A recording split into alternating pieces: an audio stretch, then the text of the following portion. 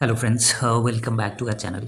और अभी निफ्टी देखें तो निफ्टी ऑलमोस्ट 26,000 के आसपास ही घूम रहा है पिछले काफ़ी टाइम से। और इसके पहले हमने जब बात की थी निफ्टी पे, तो निफ्टी पे हमने बात की थी कि ऑलमोस्ट इसका जो हाई है वो एक अच्छा खासा रेजिस्टेंस की तरफ शो कर सकता है। और अभी देखें तो लास्ट मंथ का जो हाई है वो ऑलमोस्ट 26,080 के आसपास गया था।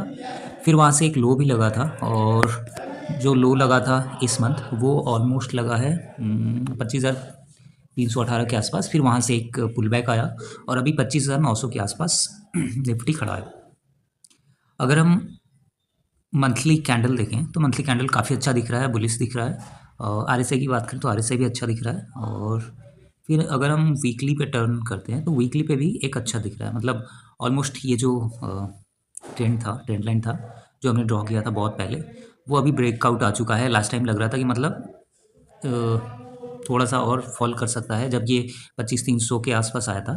बट वहाँ से उसके बाद से जो नेक्स्ट वीक आया, मतलब ये वीक काफ़ी अच्छा था। काफ़ी मतलब ऑलमोस्ट एक बार 26,000 भी गया था, बट वहाँ से नीचे भी आया। तो काफ़ी अच्छा एक रिकवरी दिखा है मार्केट में। और अभी देखें तो अभी भी मतलब पॉजिटिव साइड ही है मार्केट में, ऑल्दो कुछ खास नेगेटिव नहीं है। ठीक है। और अगर हम वीकली में देखें आरएसआई, तो वीकली में भी ऑलमोस्ट 62 के आसपास ही है। ज़्यादा कुछ ना मतलब पॉजिटिव साइड ही है, नेगेटिव साइड कुछ अभी तक दिख नहीं रहा है। अगर हम देखें थोड़ा सा week I mean daily candles, तो डेली कैंडल में हमें दिख रहा है कि आने वाले टाइम में एक बार फिर से ये जहाँ से रिटर्न आया था, मतलब ऑलमोस्ट 26,000 और फिर 26,400 के आसपास जा सकता है। ठीक है। इसके पीछे का लॉजिक ये है कि अभी अगर हम थोड़ा सा मार्केट देखें तो मार्केट काफ़ी अच्छा है। मतलब अच्छा इन द सेंस कि इस जोन पे सपोर्ट लिया था, फिर यहाँ पे सेम सपोर्ट बना और काफ़ी अच्छा गया। मतलब ये जो ट्रेंड लाइन था, इवन यहाँ पे एक रेजिस्टेंस फेस किया, यहाँ पे रेजिस्टेंस फेस किया, बट जब यहाँ पे सपोर्ट लेके ऊपर जा रहा था तो ये इजीली ब्रेक हो गया। तो आने वाले टाइम में मतलब फिर जब नीचे आया तो यहीं पे सपोर्ट लेके फिर ऊपर चला गया। तो अभी क्या हुआ कि अभी जो ये लेवल है, हो सकता है कि आने वाले टाइम में ये सपोर्ट की तरह काम करे, 25,700 का लेवल। ठीक है। और ये जो लेवल है वो रेजिस्टेंस की तरह काम करेगा, 26,080 का लेवल है, क्योंकि यहाँ से देखें तो 2 बार फॉल कर चुका है। तो जैसे यहाँ पे एक सेकेंड, तो जैसे यहाँ पे एकदम से शार्प मोमेंटम आया और ब्रेकआउट आ गया यहाँ पे इस लेवल पे। ठीक है। जैसे यहाँ पे नीचे आया था, फिर यहाँ पे थोड़ा सा टाइम स्पेंड किया, और नेक्स्ट कैंडल जो बना वो इस लेवल को ईजिली, मतलब ये जो ट्रेंड लाइन था यहाँ से ईजिली ब्रेकआउट आ गया। तो सेम सिचुएशन यहाँ पे राइज हो सकता है कि इस जोन के आसपास, मतलब 25,800, मतलब 25,900 से लेके 26,000 के आसपास थोड़ा टाइम स्पेंड करे, थोड़ा साइडवेज रहे। उसके बाद से नेक्स्ट जो निकलेगा वो 26,100, 26,200 को ईजिली ब्रेक करता हुआ फिर ऑल टाइम हाई ब्रेक कर सकता है। ठीक है, ये ऊपर की साइड में। बट अगर हम नीचे की साइड में देखें तो नीचे की साइड में ये जो लेवल है 25,700 का, 25,680 से 25,700 का, वो अब सपोर्ट की तरह काम करेगा। तो अगर निफ्टी यहाँ से फॉल करती है तो इस लेवल को टेस्ट करने आएगी। अगर ये लेवल ब्रेक होता है तो हम इसको फर्स्ट सपोर्ट की तरह मार्क कर सकते हैं, और सेकंड लेवल रहेगा अपना ये जोन 25,300 के आसपास। ठीक है। अगर हम रेजिस्टेंस की बात करते हैं तो रेजिस्टेंस हमारा फर्स्ट रहेगा 26,200 के आसपास, फिर 26,400, 26,500 के आसपास।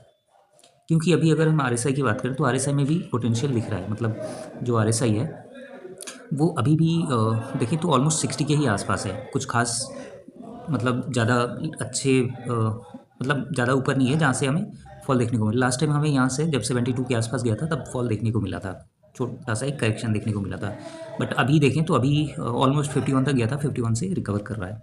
तो आने वाले टाइम में अगर 72 तक जाता है आरएसआई, तो निफ्टी इजीली 26,400 तक चला जाएगा। तो 26,400, 26,500 जाने के बाद हो सकता है कि एक बार वहाँ से थोड़ा सा करेक्शन देखने को मिले, एक छोटा सा मतलब पुल बैक देखने को मिले, और फिर 26,200 या 26,000 के आसपास एक सपोर्ट ले, फिर उसके बाद से रैली स्टार्ट हो।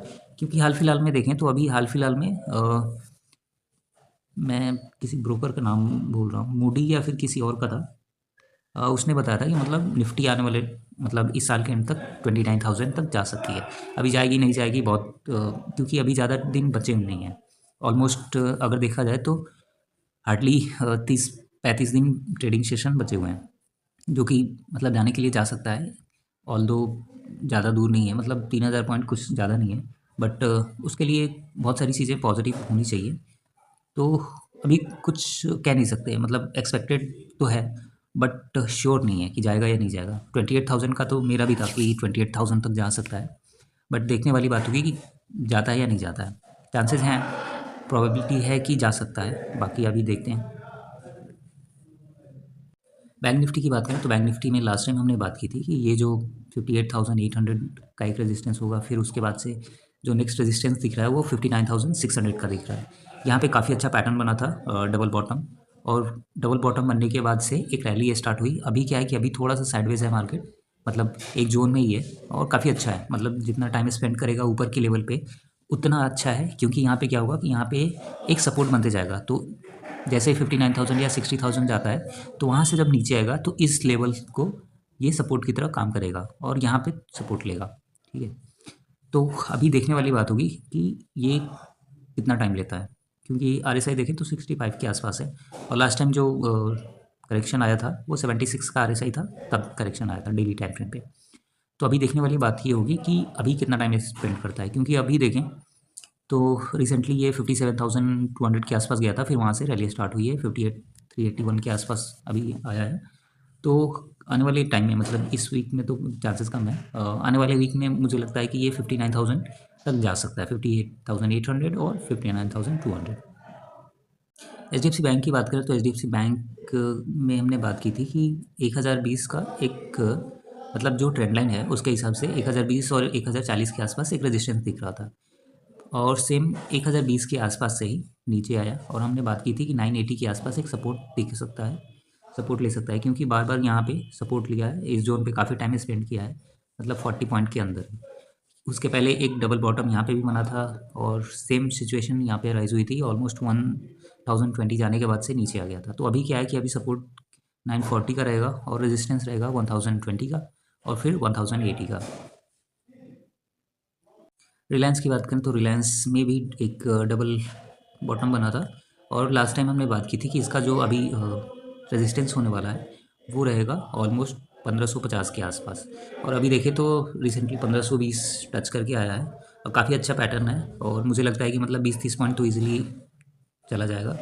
उसके बाद से अगर 1520 का लेवल ब्रेक होता है तो रिलायंस आने वाले टाइम में 1700 और 1800 तक जा सकता है, क्योंकि अभी देखें तो इसका जो रिसेंटली हाई लगा था वो 1550 का ही था, और अगर हम ट्रेंड लाइन के हिसाब से भी देखें तो ऑलमोस्ट 1800 का अपना टारगेट आ रहा है। सपोर्ट की बात करें तो 1400, 1380 से 1400 का एक सपोर्ट रहेगा, और अपना टारगेट रख सकते हैं हम 1800 का।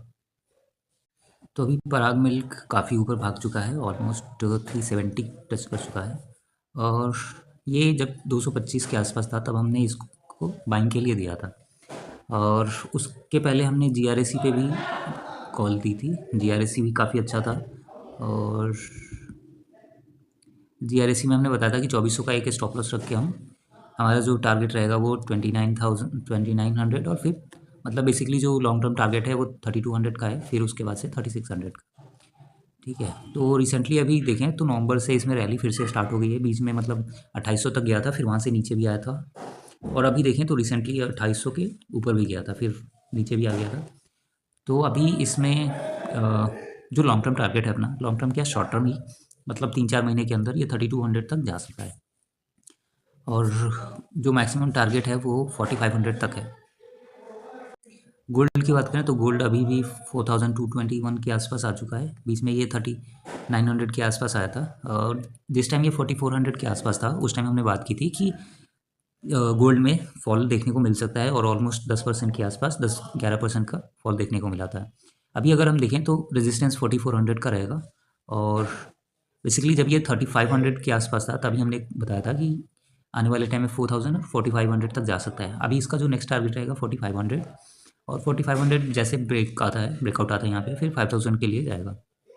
सिल्वर में भी सेम है, सिल्वर में भी ऑलमोस्ट एक बार 46 के आसपास आ गया था, बट अगेन 54 का जो इसका हाई था उसके आसपास आ चुका है। अगर हम सिल्वर की बात करें तो सिल्वर जो है वो अपने मल्टी ईयर ब्रेकआउट के आसपास है। ठीक है, और इसमें हमने टारगेट दिया हुआ है 100 का अभी 54 के आसपास है, और इसके पीछे रीज़न है कि ये जो मल्टी ईयर ब्रेकआउट है, एक बार 97-80s के आसपास, फिर 2007-8 के आसपास और अभी, तो आने वाले टाइम में मुझे लगता है कि ये जो सिल्वर है डबल होने वाला है।